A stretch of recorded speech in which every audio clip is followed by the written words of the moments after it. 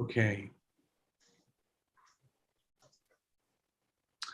Okay, thank you. So this is now the beginning of our steering committee meeting for June. And we've got a pretty straightforward agenda. I'm going to kind of flip it in order to keep things moving efficient. And I'm going to start with the co-chairs, excuse me, of all the members so we can get through that. And then we'll go through some new and old business. And then I don't necessarily have a report, but have some comments about some updates and things. I did want to go in and announce two things. One, just before we get into this, and I'm really excited that if everyone saw our recent, my recent email, I did one of the things that I've tried to do, I know the executive committee has tried to do, is really get young and new leadership in certain areas. So I'm extremely happy and extremely proud to announce that Christina Villarini is going to be our new co-chair of housing. I think we've got a dynamic duo, and she's here today.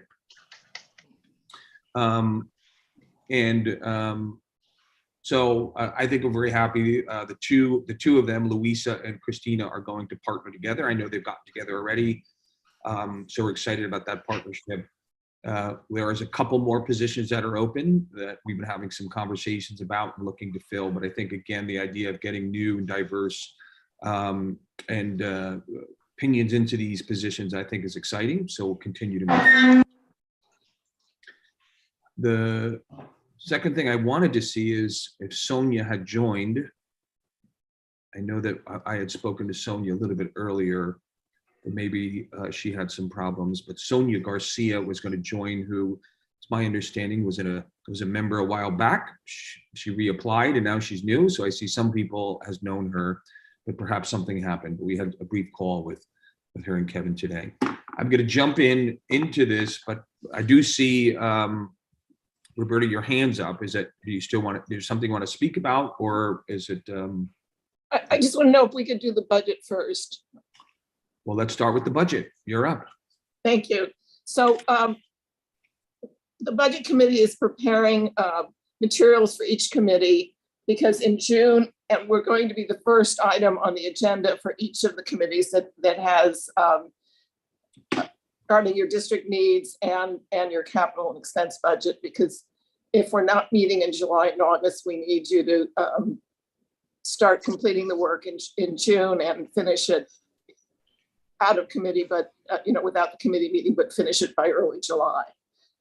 So you will each be getting a packet for going to the chairs with copies to the rest of the committee. And we ask that you reserve 10 or 12 minutes at the beginning of each of your committee meetings. I thank you very much. Thank you.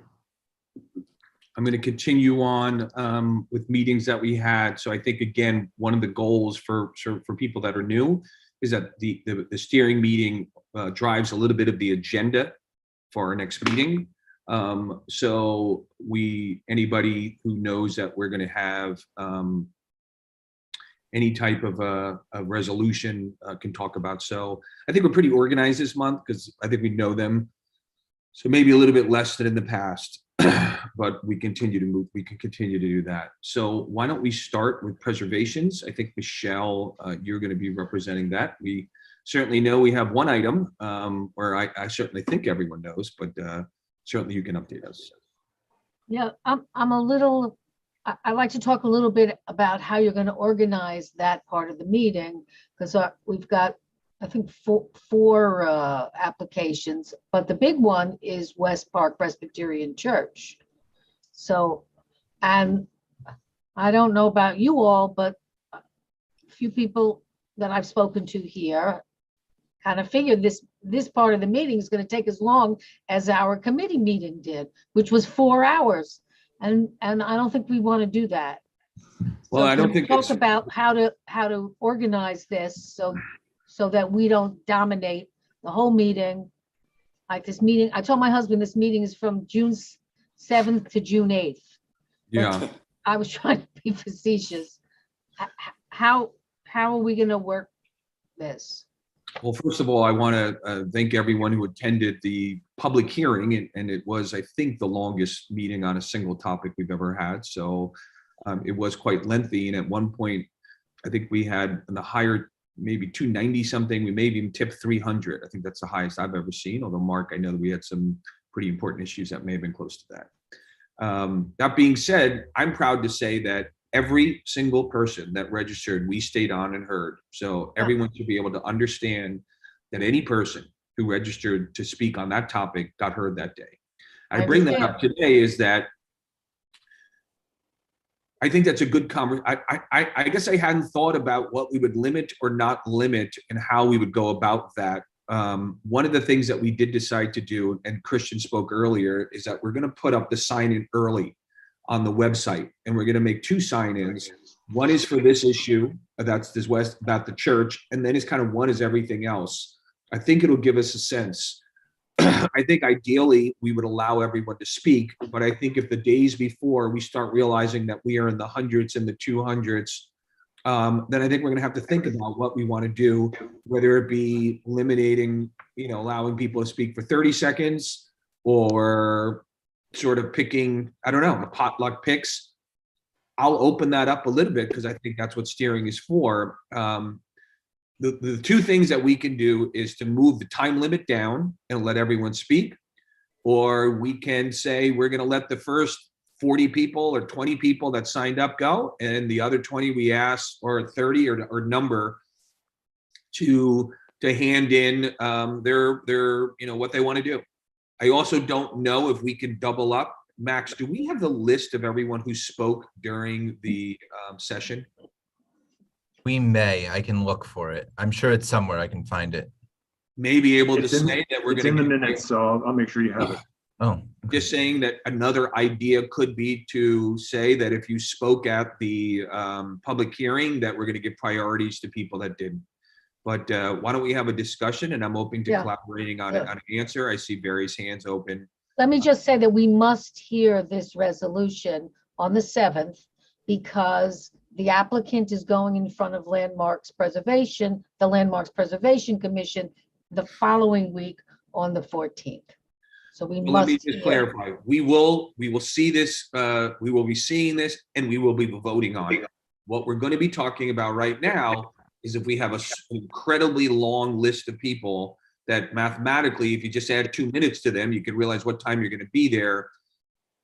Number one, I'm going to say we should have a little bit of a sense 2 or 3 days before what we think, but I'm open to hearing different ideas from people in terms of what we could do. One option is to lower it to 30 seconds instead of 2 minutes. Another option could be to say we'll know who signs up on what order, the first 30. Just want to be clear, and we'll open that up. So I want to let, I'm always talked about letting people speak for the first time. So Paige, I know you haven't spoken about a topic yet, so we'll have Paige go first, and we'll work through everyone, and then we'll come up with a collaborative decision by the steering committee on what to do. Paige. Okay, so the issue is, this is the largest problem we have on the Upper West Side that is going to spill over into every other borough. My suggestion would be to just read the applications as it comes from Landmarks Commission. Don't elaborate on it. Don't try to embellish it in any way, but just keep this as fact.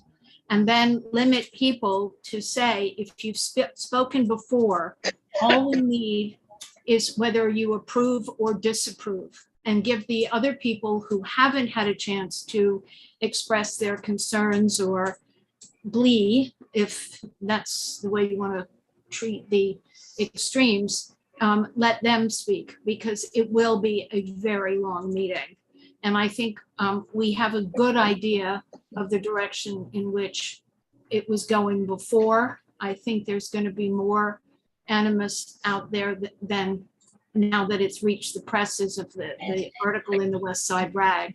So again, just to reiterate, a simple statement from the chairs, reading the landmark application, asking if anybody has any questions for that, and then go directly to the people who have already voiced their opinion. I have no intention of speaking or frankly voting. I'm too close to it. So Thank you, Paige. just make it very simple for those who haven't expressed an opinion to say something within 30 seconds and move on, for those who weren't at the last meeting. Thank you. Yeah, the application really is, the issue really is, did the applicant meet the hardship requirements Correct. LPC in their rules have defined? That really should be the only thing we talk about. Correct. And the way the conversation was going that night is that it hasn't. And the other problem is we haven't seen the financial data and the cost estimates and all the other stuff that goes along with it from Valerie. She gave us the Cliff Notes version. So I just throw that out there, not to poison the well, because I do that enough on this committee anyway. But the thing is, we need to make sure that if Valerie is going to present this, she's got 2 minutes, not a half an hour like before. It's just too anxious making for so many people. We'll narrow the agenda, and I think we can control how much. We could say you have 2 minutes and 3 minutes, and we'll narrow that part.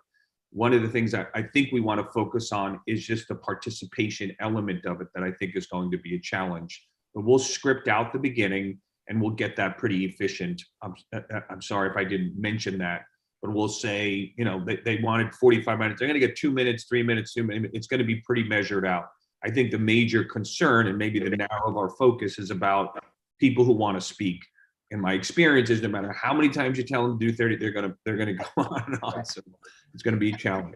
Richard, do you have any thoughts on that? I'm sorry, Stephen, just a quick question. I forget, did everybody on the board get a copy of the application? Everybody's got all the material that they can review before the meeting?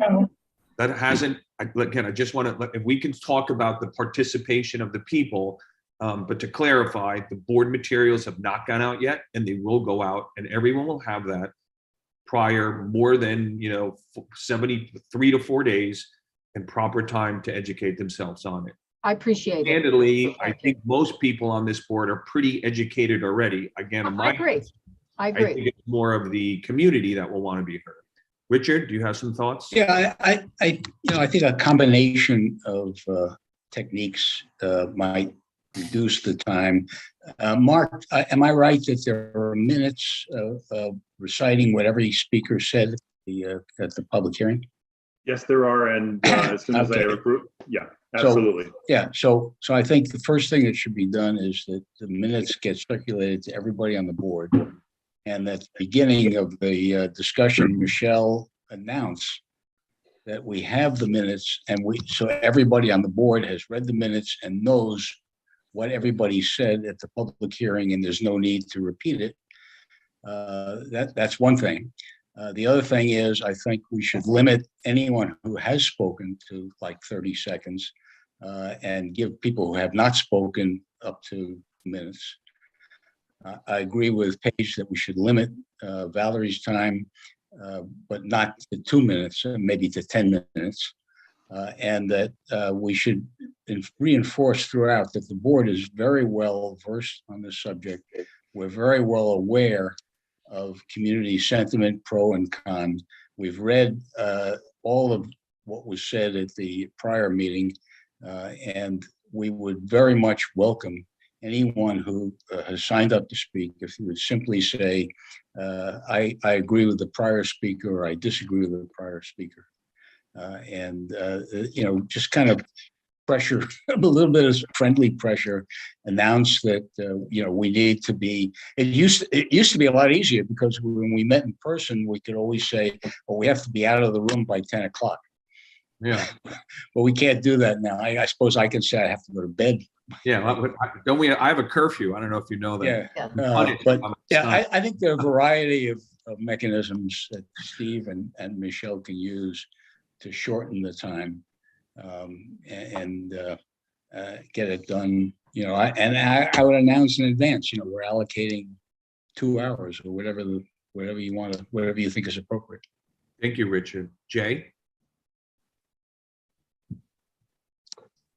Yeah, I mean, I participated in that special hearing that went on forever, but you know, we have to bear in mind that as Paige said, in the area of preservation in our community, this is one of the most important issues that's come before the board. I mean, I've been on the board for whatever, almost 12 years and on preservation, pretty much all that time, including chairing it. And this is the first hardship application that I've seen. So I think I would just second that it's very important that the materials be sent out, that everybody read them. I do disagree with Paige somewhat on the financials. I reread them for the second time, and there's an extensive collection of financials, which I confess, a lot of which I don't understand. But I agree with Richard on giving the presenters some decent amount of time. I mean, it's a very important issue.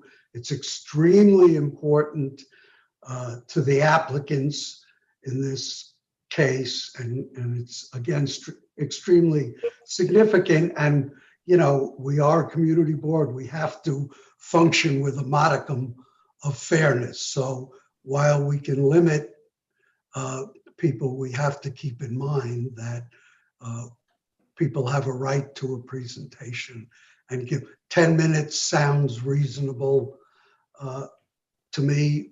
For a presentation, you might want to set aside 5 or 10 minutes for questions of the applicants, which I think in the long run will save time.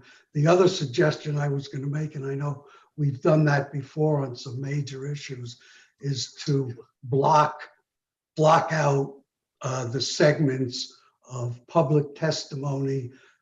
I think we've done 5 or 10 people in favor, then 5 or 10 people opposed. And while it may sound like there's nothing on the face of that limits time, it seems to work better in getting people to say, I agree. So you might want to, Stephen, you might want to consider that just as a methodology for the public. And as far as committee members and as far as board members, you know, we'll have to all be diligent in trying to stick to our usual limitations, and you can control that. But it was the public really that took up the vast majority of the time at the special hearing. And obviously you'll have to emphasize that we did have that meeting, that it took X, and to reiterate that if people agree or disagree, and somebody has recited the rationale that they agree with, to just say so. Those are my suggestions. Thank you, Jay. Seema? So look, I think this is a complicated issue. I think we all agree that we want as many people in the public engaged on this issue. However, having a 6-hour meeting is also not the most effective way to handle this. I agree with a lot of the suggestions, especially what Jay just said. The only thing I would add is I would love to see if whenever, and hopefully sooner the better, we put up on the website places for people to sign up to speak. We also have maybe a disclaimer or something that says, you know, we welcome your written testimony as well in the case that, you know, time elapses and we don't have enough time to hear everyone. And also add that if you can get it in by X date and time, then that information can also be distributed to the board members for them to review before our meeting. Because ideally, we get as much input into this as possible before we have to vote. Well, Max, can you take that down? I mean, that we can put that on the website, which could say, how we present that in, just what Seema said. So Okay? Seema, you're saying you can send in written comments, but they have to be sent in by the Yeah, I don't June know 3rd exactly. at 5:30, which is a Friday, or even Sunday, June 5th. Yeah, just in case people aren't able to speak in person, please send us your testimony. Or in any case, please send us your testimony. We would love to read it and, understand your thinking. And if you send it to us before X date and time, that can be better incorporated into our decision making, something like that. Okay, thank you. Okay, Mark. Thank you. I was going to go where Jay went, so I agree with. So the sign up in advance, especially, would need to have a box for or against, so that you can facilitate separating out who you call on. I think that's very important, especially if you're going to limit the number of speakers to a finite number, because there are members of our community who are very good about having all 40 of their friends sign up, and then we only hear one side. So I think it's important to make that distinction. I agree with Jay on that. Something that has happened that our board has used from time to time in the past, when we anticipate a large turnout, is to allow, certainly here the applicant, I agree, should be able to make some kind of presentation longer than 2 minutes. I leave to others to figure out what that time is.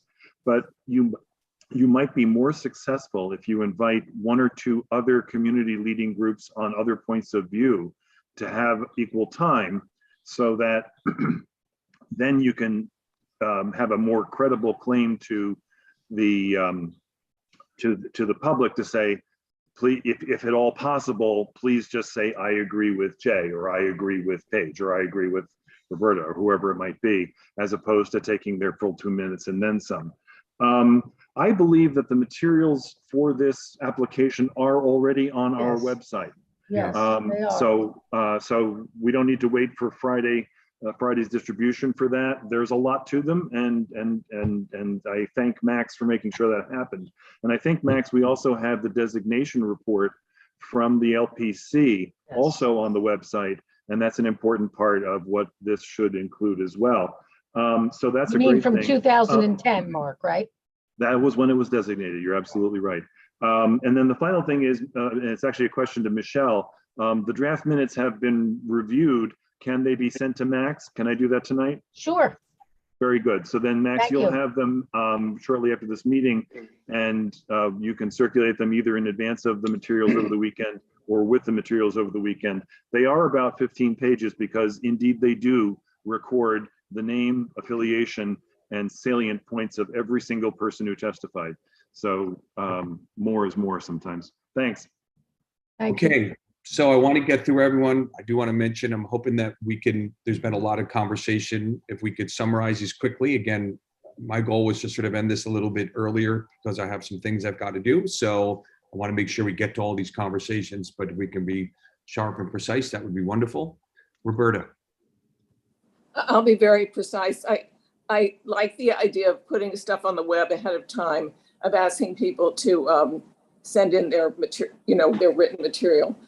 In the past, when we've known that we've had a major issue such as a bike lane, which we've had 3 or 4 times, we have set in advance the time limit that we will have for that discussion, whether it's an hour or it's an hour and a half, whatever, and the parameters of how we're going to conduct the meeting ahead of time, so people know. The other thing, one thing that has been mentioned is when we've had a major issue where there are 2 sides and a lot of emotional caring for either side, we've asked people to do something like this if they agree, rather than making noise or clapping, so that we keep, I know we're on mute, so it's not much of a problem, but we might have people wave their hands so we get a sense of how many people are for or against, or maybe there's another way to do it. Thank you, Thank you. Roberta. Doug? Yeah, I just, I like the idea of bundling together speakers for or against. I think it, just to Jay's point too, it may encourage, I'm sorry, was that Jay or Richard who said that? But in any case, it may encourage someone to say, I agree with the previous speaker, or I take exception. And I think really this is about math. I think we should decide the amount of time we're going to put in. The presentation obviously gets more than 30 seconds, a minute or 2 minutes, and then we reverse engineer it. We divide by the number of speakers that we anticipate, and we figure out, can we give someone 30 seconds, 45, a minute?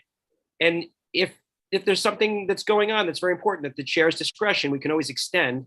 But I think we should do the math, and hopefully, we'll keep it as concise as possible.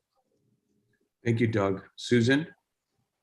I'd like to encourage that that Michelle or Stephen, whoever it is in charge here, work with the leaders of both parties, the leading party against it and the church as well, to say, who would you like to represent your case, and have them pick, let's say, the top 5 people they want to speak, rather than having us arbitrarily decide who should speak. And I appreciate that we don't want to have people speak again who spoke at the special meeting, but I do think that some of those people were really compelling, and to not give them a second chance to speak would perhaps be a mistake. Thank you.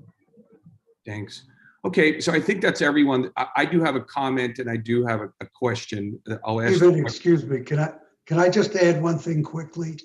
Very important to put on the website and for you to announce that the date of the Landmarks Commission hearing, and make sure the public knows that they can attend that meeting and give testimony, which in fact then is to the body that is actually the decision maker. And that may encourage people to postpone their testimony to that date, but make sure they know it and they know they can attend. Go on forever. Thank you. Max, are you taking notes on this, I hope? I am. Because I think one of the things that we said we wanted to do was perhaps the way that we communicate on the website can do. I was going to say a couple of things, but Michelle, did you want to add your thoughts as well? Yeah, maybe I don't have to say this to everybody, but I think what I'm going to do also is read briefly what the hardship requirements are. So people can focus on, that's what we're voting on. Perhaps it'll be a little less emotional. The hardship requirements are not that emotional. So if I could narrow everybody's thinking down to, what do you think? Do you think the applicant met the hardship requirements? Then maybe some better sense can be made. So I just wrote that down. I want to tell everybody that's what I'm going to do. Okay, we're going to wrap it up now. I'm just saying, we're not going to go. I'd like to wrap up this conversation and go, my thoughts. If we want to have more conversation, I asked my emails, I got to move on with this meeting. So I'm just going to share my thoughts, and those thoughts are only question I have is, and we can maybe do it by raising hands, do we want to block a certain thing and say, this is going to be 45 minutes to an hour, and as we hit that fine tune and sort of say, we're going to be wrapping this up? Or do we want to kind of work through things? Why don't we, this is not a formal vote, but why don't we just, I'm just going to do it and say, for people that don't want to keep this open without any kind of formal stop period, who is supportive of just saying, we're going to keep this open and we're going to work through it, similar to what we did in the last time, but we would do this and that? Please raise your digital hand just so we can get a sense of what people want to do. I think we've got about 30 or so on it. Okay, so that's about, just let you know, if everyone can, I think you all can see the hands, about 6, that's 6 out of the 30 want to keep it open. We're getting, I would assume then that would mean the other group would want to have some type of limitations.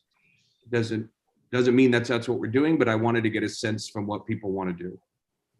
Look, Steve, there's an intermediate between keeping it open and having a drop dead deadline, and that is a target. And I think there should be a target that you announce at the start of the meeting. Well, I think it's semantics. I'm just trying to get a sense of to somebody. I mean, we kept it open and we went through every single person for the run, and I wanted to get a sense of what people wanted to do. I think clearly we'll have something informally, but I just wanted to get a sense of what the steering committee felt about this. Look, I will say one thing. I think sometimes if we want to keep our meetings shorter, the best way to do it is perhaps look in the mirror. We did not address that we as board members take up a lot of time. And if you look at it, as if 30 board members spoke for 2 minutes and cut that to a minute, that meeting's 30 minutes shorter. And I don't feel I'd be remiss in not saying that. I know that I had an opportunity to speak at pretty length at the committee. My plan would be to say one statement and say, this is what this is my position. I'm going to continue. So, and there's also people who want to often speak 2 and 3 times. And I'm just letting you know that that really adds a lot of time. So perhaps if we can be concise in the way that we make we all had a lot of people had a lot, we were pretty generous with our time from the members. And if members who already have their opinion, but just want to express something, the more efficient a board member can be in expressing themselves and saying, I'm going to vote this way, encourage you to do so.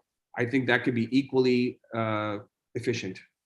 So I would put that out there that, as we as board members can be efficient, I think that would be a suggestion as well, particularly if we know our vote, and particularly if what we're trying to say is really just to let other people know how we're voting, so that perhaps we influence them and that's what we do. But I'm going to be quite diligent with my timing and just basically say this is how I voted, and I encourage people to vote this way. I'm not sure we have more hands raised up. I don't know if it's back to this issue. I was hoping to move on, but I'm going to call for those hands and then. I think we've all discussed this. We should move on, and you're not feeling well. So, and Doug. I'm gonna call on the hands, but again, I think sometimes board members, we have to look at ourselves a little bit in terms of how we can make meetings more efficient. Clary, did you want to add something to this?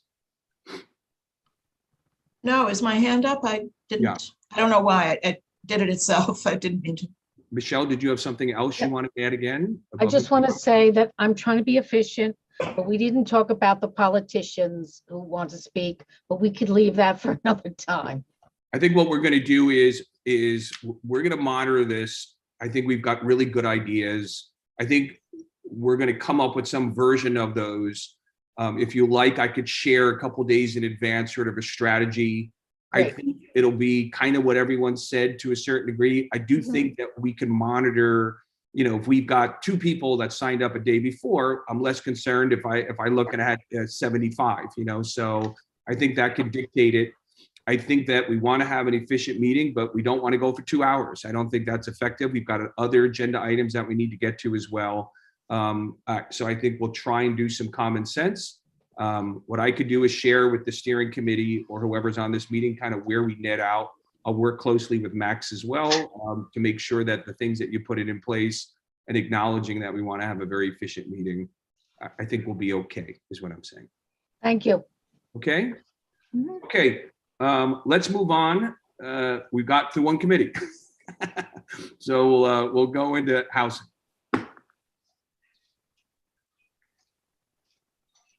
Louisa, do you want to, I think Christina was not chair for the last meeting. Do you want to share anything about the last meeting and if there's any resolutions for this, for next week's meeting? We had a very successful meeting with Ted Houghton from Gateway Housing, basically about hotel conversions for affordable housing. There was no resolution.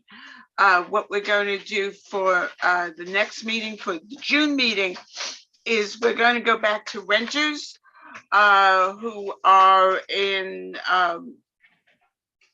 facing potential evictions, rent raises, etc. And we're going to have a speaker, hopefully from Legal Aid Society. I don't know who yet.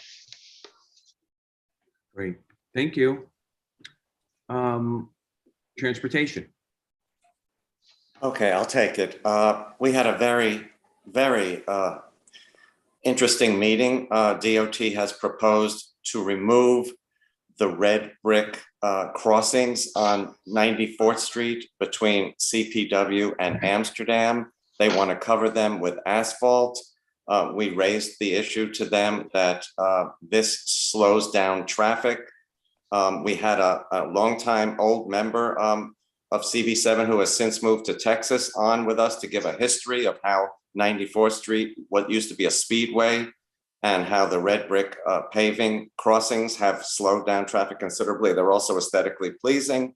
And we have a unanimous resolution from the committee to ask DOT to restore the red. The DOT has said that some of these are crumbling and they don't have this in stock. We have a resolution asking them to restore it in kind.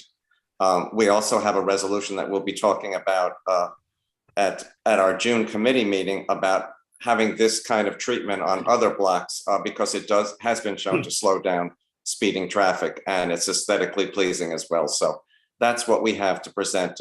We also had a terrific discussion with Transit Police Chief Wilcox about subway safety and what the NYPD is doing to make people safer and feel safer in the subways. So we had quite a jam-packed meeting, but this is the resolution that we have to present. Great. And just to clarify, it's one resolution. The other resolution is for the future. So it's one resolution. Right. We're on at our June meeting. We're going to be discussing this kind of treatment in other locations, and we also have one member asked for us to look into a few cities have increased automobile registration fees for larger cars. In other words, your registration fee is linked to the size of your car. We'll be discussing that. And I would suggest, guys, if you get the agenda up, I think you guys wanted to announce it as well. And it'd be good if we had that as an agenda item. We could say, you know, you're yes. And Jesse, who I spoke with earlier, has told us that they will be placing notices of this meeting along 94th Street, so the residents will be well informed in advance. Great. Okay. Thank you. Susan, bylaws. Thanks so much. We're plowing ahead toward a vote at the full board meeting. We have made a lot of changes. We've heard from a lot of people and a lot of changes, and people will be really pleased with where we're netting out. That's it. Thanks. Thank you. Parks and Environment. Hi, I'm going to start and then Natasha will take the second resolution. We have two resolutions coming up. The first one was a completely non-controversial resolution on the reconstruction of the drainage system in Riverside Park to restore it to working conditions, replacing crumbling infrastructure. The project is entirely funded by the mayor and private philanthropy, and it focuses right now on 106th to 116th Street, and it's going to add bioswales and rain gardens and a wood fiber safety surface to the walkways going north and south. It was very well applauded by our committee. It's not a glamorous project, but it's an extremely necessary one. And we had basically a unanimous vote in favor. And Natasha? Yeah, hi. I'm also going to discuss a totally non-controversial resolution. It was about the North Meadow Recreation Center in Central Park. It's going to go through a comprehensive renovation. They're going to redo the courts, the restrooms. They're going to renovate the park operation space, perform site work, also support park operations, also move around the parked vehicles that are right now on the basketball court. It's a major project. It's $20 million, and it seems like it will actually benefit a very large cross section of users, not just users of the park, but also employees of Central Park Conservancy, and also make movement of park vehicles within the park more efficient. So it was unanimously approved by committee members as well as by the two non-committee members who were there, and we expect it to pass unanimously even at the full board. Okay, so confirming 2 resolutions, correct? And I'm That's sorry, correct. I wasn't sure if Max was here, just a reverting. Louisa, can I remind, was there a reso in the housing or not a reso in housing? Just to clarify. I'm sorry, I didn't get that. I just believe there's no resolution for housing this month, correct? No, we didn't have anything specific. Thank you. It Okay, was a learning session. thank you. Ken, I see your hand up. Yeah, I had a question about bylaws. Sure. Given that there are extensive changes and the board has less than a week to process them, and we have a couple of new board members who have not been familiar with the changes, and we have a long meeting already, as we've been discussing, wouldn't it make more sense to postpone discussion of the bylaws to a later date? Thanks so much, Ken. Actually, I didn't want to get the wrong impression here. The changes have been an ongoing process. So somebody, No, I think this is going to be over. I think somebody needs to be muted. Just let's pause 1 sec. Just pause 1 sec. I'll do that. Jay, you are, can you mute yourself, Jay? He's muted. Okay, I was just saying that the changes have been an ongoing process. We've heard from folks over the last 3 months already, and they've been well circulated. The most recent changes will be in a separate color, so you can see them. They're not that many at this point. And frankly, as far as new members go, we always have new members joining this time of year, and we don't postpone our work. We continue on, and I think it would be ill-advised to postpone this at this point. Thanks so much. Well, we don't vote on bylaws every year. How long is the discussion going to be for this? By the way, the bylaws will be circulated probably tomorrow. I'm talking about full board. How long are you allotting for this? we haven't worked on the agenda yet, so I'll have to follow up with finalizing. I don't have an answer for you. Well, will it be open-ended or will there be a hard stop? Haven't worked on it yet. Gonna have to follow up. Gonna have to take all the information. That's the purpose of this meeting, but we haven't finalized that yet. Okay. All right. BCI? Yes, I skipped you. BCI. Sorry. Wait, BCI? Hi. So we have five resolutions. Thank you. I can't believe we forgot them. And we have 5 resolutions, but 4 of them are pretty pro forma. The resolutions. So I won't go through them. You'll read if you. You'll read everything before the meeting. I'm assuming everybody does. And if you don't, you should. But the other thing is, but we do have one controversial, the first one, we have one controversial resolution because the applicant for 105 West 72nd Street is opening a below grade jazz club in the building, in a residential building. There is a buffer of a retail space there. Several of the tenants in the adjacent buildings and that building were concerned about noise. And lo and behold, the applicant had no plans for first-time operator, had no plans for sound attenuation, dealing with ventilation because they're going to have a reasonably priced American fare hamburgers menu. So we told him that we would approve this after he shared his information, his contact information with all the residents and all, and they were great. It was a great, very, very productive conversation. But what you're going to see is approval will be contingent on the applicant presenting the certificate of occupancy, because he hasn't got that, ventilation plans, and noise control plan at full board. So he will be making a presentation, he and his attorney. And if they don't, we're just going to table it. So the approval is contingent upon that. And it wasn't disapproved with the following things because we didn't get that far. So that's about it. I see Doug's, okay, sorry.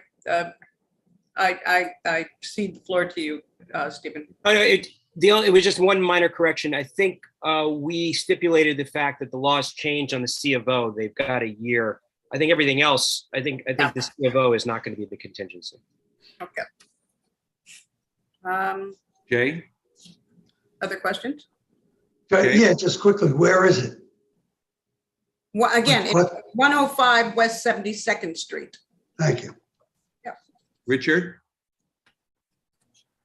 Okay, you're muted, Richard. Muted, Richard. Sorry. Is there any time limit by which we have to pass a resolution up or down on this project? Well, the point is, if they don't come in with if they don't provide the information, then there is no time limit as far as he's still in the process of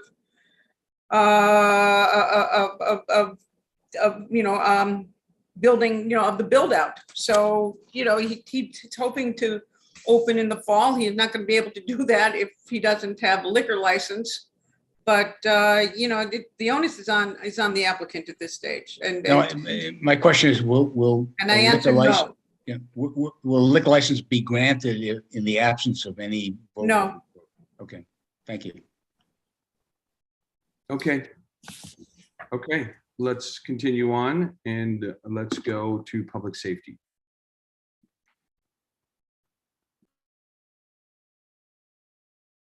For Polly or Will, either one of you. Okay. Now, I'm used to saying task force, so that's why I didn't answer. Okay, so we had a robust meeting. Basically, we followed up on the ATV and noise complaint situation that was brought to our attention. And we basically came up with a couple of solutions, one of which working with other CB groups in Manhattan to come up with a plan, because we're quite sure that it impacts them as well. As a matter of fact, there was a news article about Washington Heights. So we know that, we're going to work together with them. Ethel and William and I believe someone else volunteered as well. I just can't think of their name right now, to work with the other community boards to figure out how we can come up with a solution to address the ATV and noise complaints in Manhattan. And then also we followed up with the complaint regarding the playground, the village playground and Bloomingdale playground. Naveed from the Community Education Council was on the call. So he provided a lot of feedback along with Courtney. So a lot of positive information came out of the discussion. Basically, there seems to have been a solution to address the problem. And so we're going to continue to work on finding programming and space for the middle school, basically, so that the students and young people have a place to play. I believe Amy Grant from Children's Aid Society, along with IEL, Courtney, we're going to all work together to resolve that so that there won't be any future incidents. Also, we had a great guest from the Manhattan District Attorney's Office who presented loads of information about internships that the Manhattan District Attorney's Office offers, that the young people in high school, middle-aged group can apply for internships to work within a district attorney in the court system. They'll receive a stipend.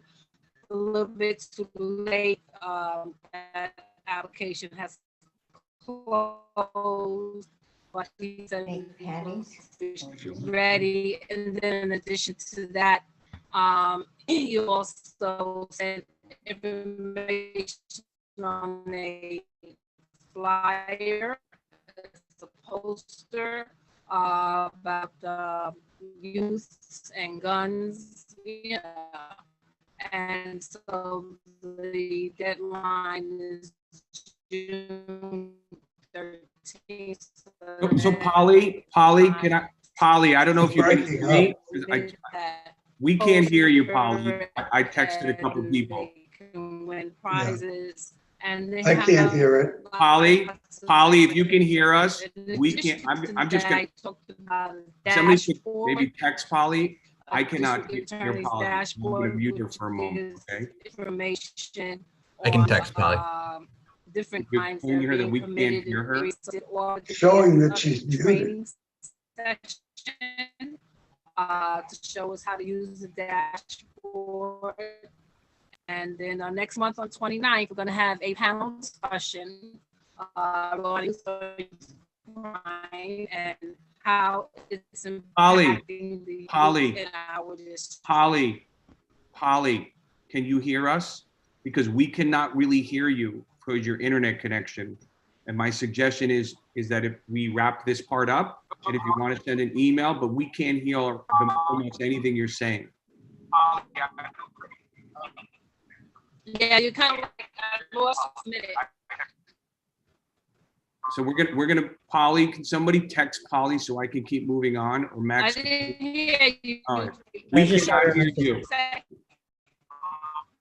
So we're gonna move on now, Polly. And if you want to send an email to Max or me, I'll send it out to everyone, but we can't hear you, okay? Can you hear me now? Not well, so. Can you hear me now? No, we can hear bits and pieces. You're breaking up. You can- Yes, I can hear you. So we're gonna move on. If you can hear us, we're gonna move on and ask that you send an email and I'll send to everybody, okay? Thank you. Doug, did you have a question? Yeah, just this is actually is more germane now. Hey, Okay. William and Polly, I wanted to attend the task force, but I was in an airplane.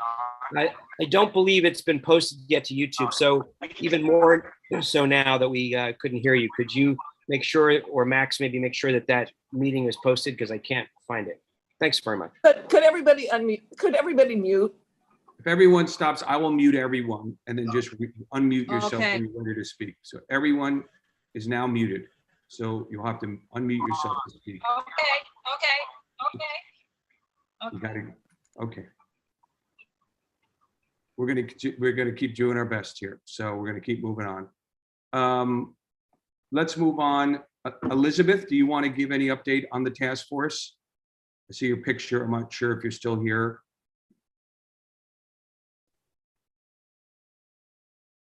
I'm going to pause there. If she comes back, we'll do that. I think, Max, you're going to do HHS because Shelley and Catherine are both not here. Yes, that is correct. Give me one sec. I just had it.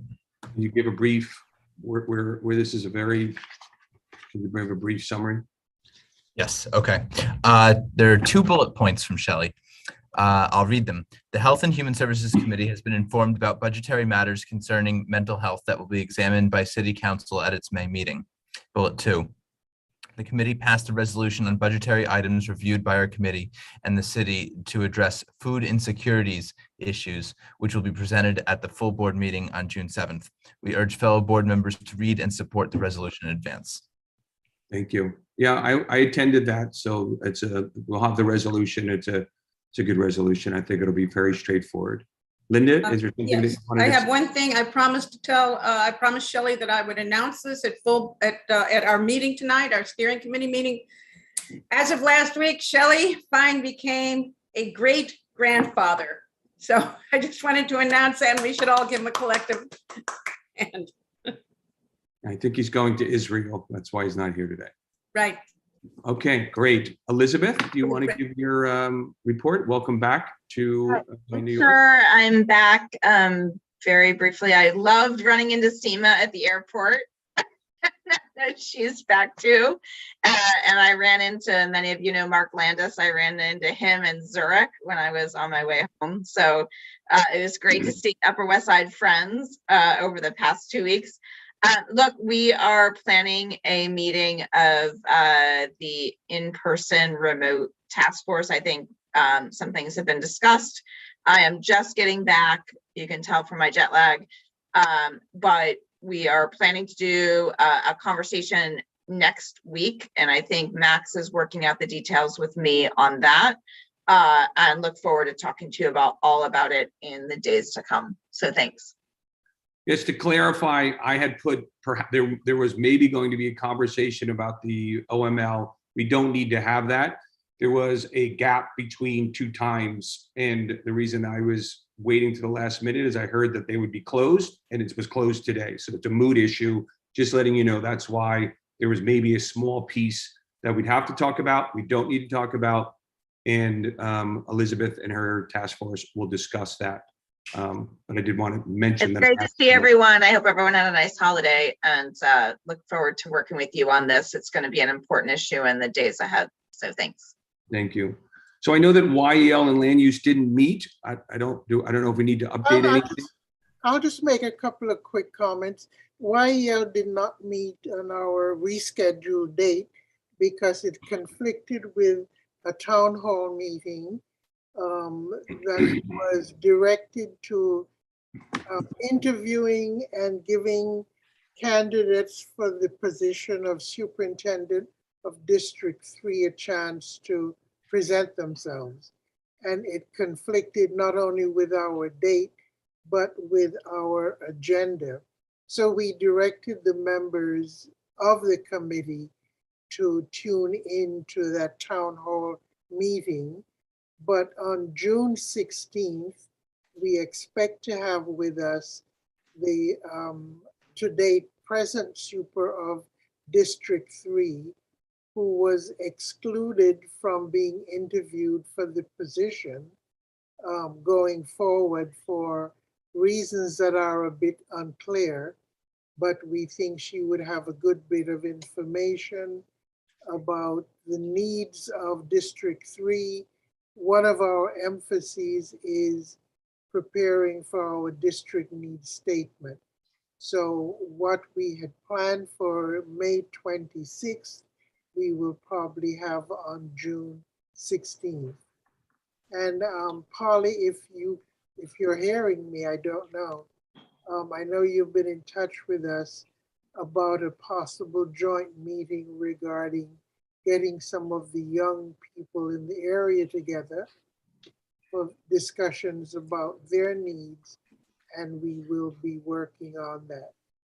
And if Mark is still with us, I think he attended the June 26th meeting. If he has anything to add, please do. Thank you, Paul. I mean, thank you. Thank you.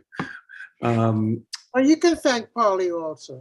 I don't know if you can hear me, but Blanche, Blanche and Polly, I'm hearing all names, and again, apologies. Richard, is there just anything you wanted to add about? I know we didn't meet. Very quickly, we did not meet in May. We've had a couple of months of sort of quietude. The only things that are brewing are, number one, we are going to be co-sponsors of an application to land use to rezone the ABC site on Columbus and 67th to make it part of the Lincoln Square district. Would result in eliminating the possibility of a super hall at that site. Our consultant is in the process of finalizing the environmental impact statement, or it's an abbreviated statement. And we hope to have, or he hopes to have, the application filed by the first week in June. We cross our fingers, but it's coming to a point where it'll be filed. And we've gotten some very positive feedback from staff. The only other thing is the Fettner building on 90, where the substation was on 96th between Broadway and West End.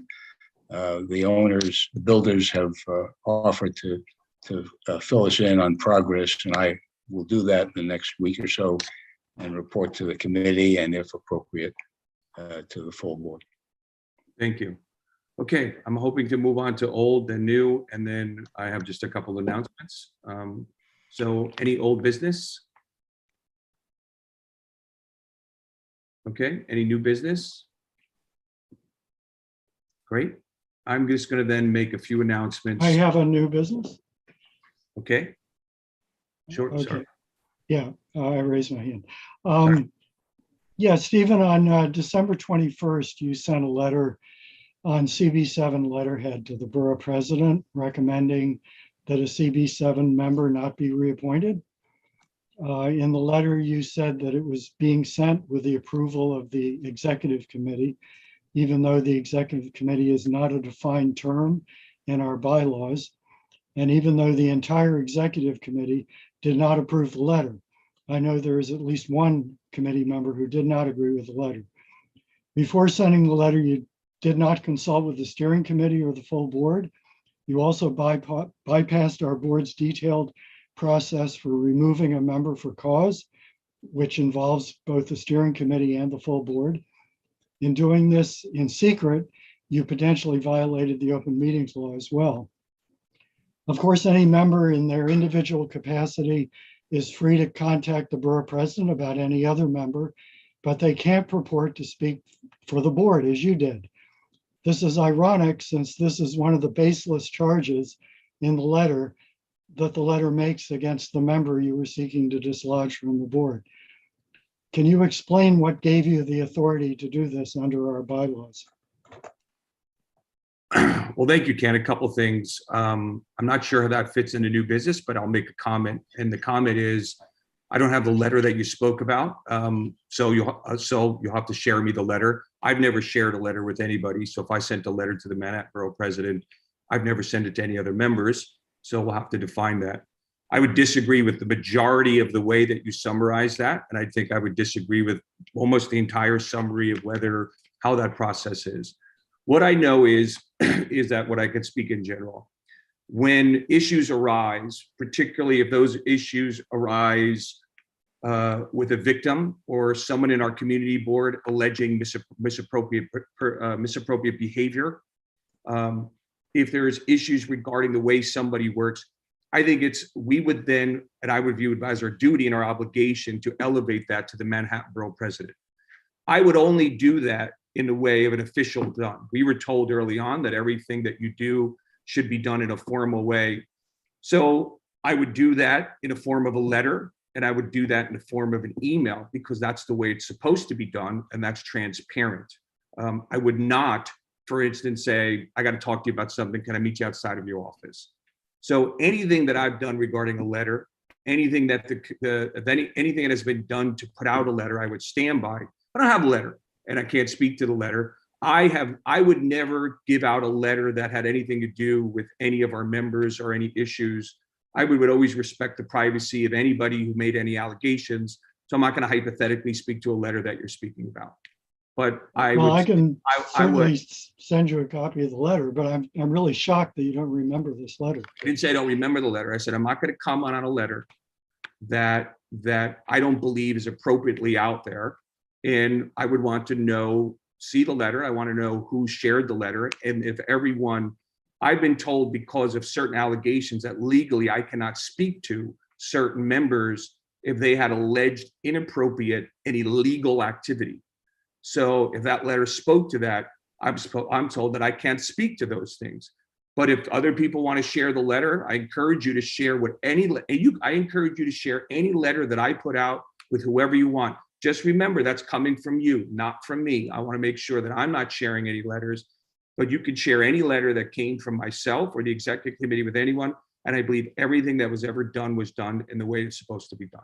Why didn't you go through steering to do all this? I don't believe, again, that's what I have to comment about the letter, that it was done in the proper way, and it was done in a transparent way. It was done in a way that's sensitive to the allegations against the person. It would be done and sensitive to the person who made allegations. We all have our own world. This is our volunteer work. I would have discretion from what I did. That's what I have to say about what you said. Howard? You gotta unmute yourself. Sorry, I've seen this letter, Stephen. It's signed by you, and it obviously deals with a key member who has failed to be reappointed. And my feeling is this member was incredibly important to me and Andrew as the source of enormous data for our committee, and I think has also been an invaluable member of the board in general. And so I think there's a problem here in that the reappointment process seems shrouded in secrecy with this innuendo behind the scenes and this letter, again, which is signed by you. We could forward it to you if you don't remember it, which contains information that just seems incredible. So it's the process which seems to be a problem. And I think we need to shed some light on this and have some objective standards, because all 50 of us are concerned with a fair, equitable process for reappointment. And this process seems to undermine that. So again, I think we'll need to look into it further and consider it. I'm happy to send you the letter, but I think there's a problem here that needs to be addressed.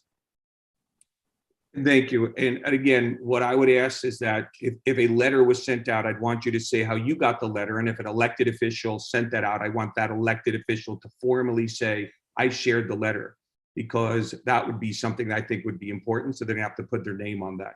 But I stand by any process. The fact of the matter is that the Manhattan Borough President makes the decision. We would only alert them of, I believe it's my obligation that if inappropriate behavior towards other members, that it would be my responsibility to elevate that. And I would protect their confidentiality. And if somebody says, I feel unsafe, I'm gonna elevate that. I'll do that every time. If somebody says, I'm asking you to elevate this, I'm gonna do that. And if there's inappropriate behavior around other subject matters, I'm gonna do that. And I believe that's what was done. And at the end of it said, our recommendation is this, but of course, it's your decision. I would assume that that person would then do interviews and do more information. That's what I believe that person should have done to make whatever decision that they made. But I think it would be, I believe that we would have legal obligations if somebody said, and in this particular case, an illegal activity was alleged by one member to another. It is against the law what was alleged. And it would be negligent of the duty of the chair not to elevate that to senior people and get advice and let them to know. And I would put this always on letterhead, because that's the formal way we speak. There is no secrecy. If it was secrecy, it wouldn't be on letterhead. That's the whole purpose. Everything was transparent. Everything was between the people that it was supposed to be, and there's a process. It was quite the opposite. And again, if any of the 50 members that are perfect come to me and say, I feel unsafe, this was done, I'm really scared, I'm gonna stand by those people every time. And it's great that you may think someone's very, very useful and they're great with data and they're good with things, but when people are unsafe, that trumps that. There's really good qualified people out there that don't handle themselves in the way that they should. And in this matter, an allegation was made. The letter that you're speaking of was very factual, and it had a recommendation. It was transparent. It was not in the night. It was within a legal obligation. Not only was it allowed from an executive thing to elevate this, but I think it's an obligation. And if we didn't, I would be concerned that we'd have legal ramifications of not doing so. And I want to point out that this letter, hypothetically, may only be two of about another dozen incidences. And I know that many people might have reached out directly and been interviewed. But that's a conversation for you guys to speak to the Manhattan Borough President. They would need to tell you, my piece and the executive team's piece was one piece. It was alerting of this member and issues that happened and made a recommendation. And I stand by that and believe that that was both the moral and legal obligation to do so. Let me end on something we both disagree on that. But well, no, I'm about to say what we agree on. What we agree on is that if allegations are made, there should be a fair a hearing of them that involves due process. And I think that's where this thing went off the rails.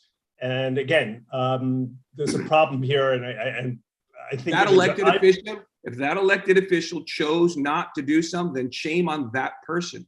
But I agree. As I said, we're ending on a note of agreement. What we did is we alerted something and said, and again, the letter said, you'll make your own decision. We're here to answer questions. And it was my assumption that that elected official would have done an investigation. And if they didn't, then you should have that conversation with that elected official. Everyone needs to know that we play a very small part in the community board. I do not make the decisions, nor do that. But if there are issues that are going on, I would think it's our role, it's our duty to elevate them into an area and say, make your decision. But this was a letter that passed on information, and at the end of it said, you'll make your decision. And I think that's the correct summary of the letter. And of course it's on letterhead. Otherwise, it would be not proper, it wouldn't be transparent, and it would be trying to do something. Now, you can all disagree, but that's the letter. I want to be very frank. I have not sent the letter to anybody.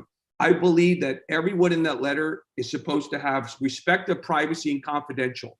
I would not send the letter. So everyone needs to know on this that the executive team has not sent this letter to anybody. If an elected official or other people are doing so, that's on them. I want to have privacy for the member that was accused, and I want to have privacy for the person and the victim that felt that that made allegations. I did not send a letter to anybody. I want to be very clear. And if you want to continue, I think that the elected officials should step forward and say, I am the one sending it, and then talk about their role and what they did after they got those allegations. But that's that, you know.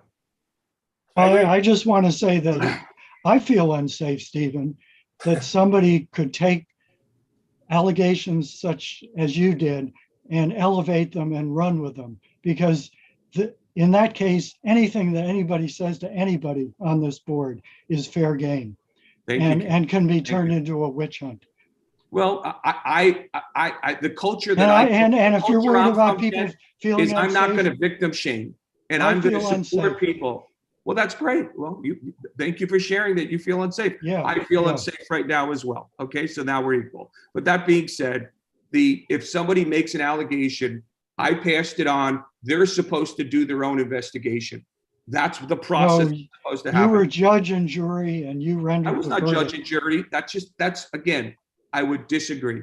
But thank you, Ken.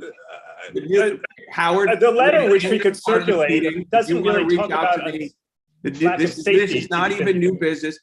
I don't want to have to mute you guys. This is not even new business. If you want to have discussions about this, I'd be happy, Howard. You reached out to me. I said, Howard, I'd be happy to speak to you about it. I will set up a call with you and talk to you one-on-one. But this is a steering committee meeting. Steering committee meeting is supposed to be about the meeting. But it's about the reappointment process, Stephen. It's about the reappointment process. You've asked your question and I've answered it. I've answered your question. We're not going to stay on here for 45 minutes and have a dialogue about this. I've answered your question. Ken feels unsafe. You feel that something was done. I acknowledge them. I feel completely different. Jay, did you want to bring something about this? I just to wrap up the meeting. Yeah, I just wanted to say briefly to Ken and to Howard, I'm not going to comment on the process at all.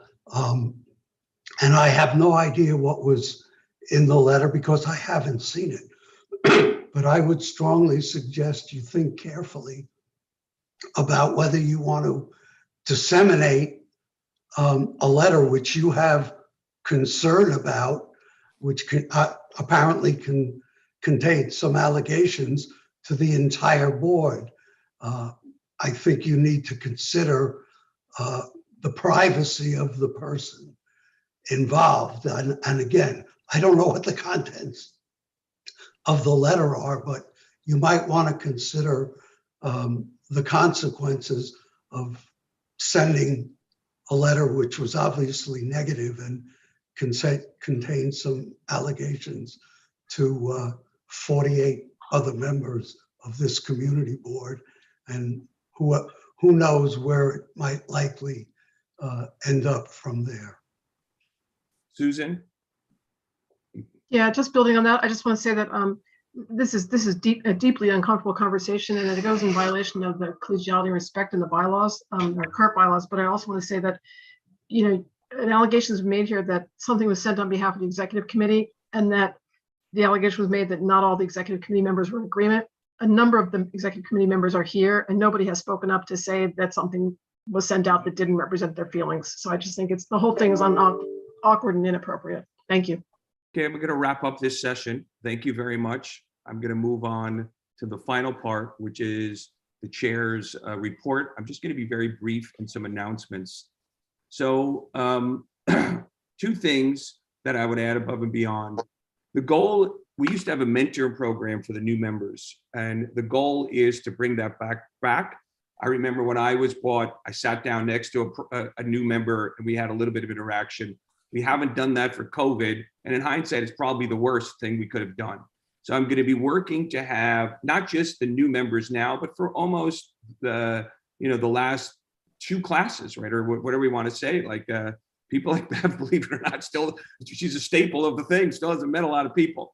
So we're going to put something in place. If you're interested in mentoring or big brother, or whatever you want to call it, they're probably very bad semantics, but you're free to, if somebody wants to be involved in that, I'd ask you to follow up and with Max and I, who are going to try to do that and say you want to be interested. I think when we looked, there's about 6 different people. I think we'll let that be. And then the other hold the date is I know we tried to do this last summer and unfortunately we couldn't get it done.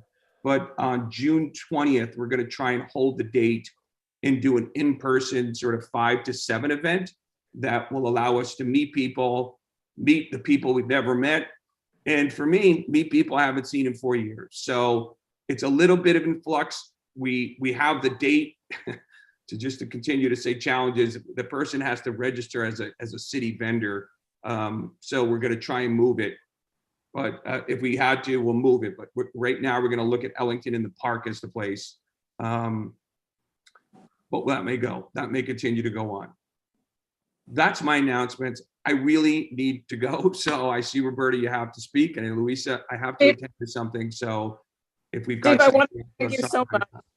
I want to thank you so much. The members handbook, we're in the process of revising it with all the new chairs, with the new officers and with the new bylaws, and it will be out soon so you can send it to the new members. And I just want to commend you and commend Max. I think the office going forward is going to be great, and I hope you feel better. And I move to adjourn. Thank you. Okay, Louisa, I see your hand up. Do you want one quick thing? But I have the need to. Okay, thank you. I just would like to ask that the new list of the new members be sent around to everybody, also with their affiliations, so that if we need some advice or whatever, we could reach out to them. I think that would be very helpful. We will. So thank you, everyone. I appreciate a robust meeting. I hope everyone does well. Thank you, And Stephen. we'll speak to everyone soon. Thank you. Feel better. Yeah, Bye. feel better. Thank you, everybody. Bye.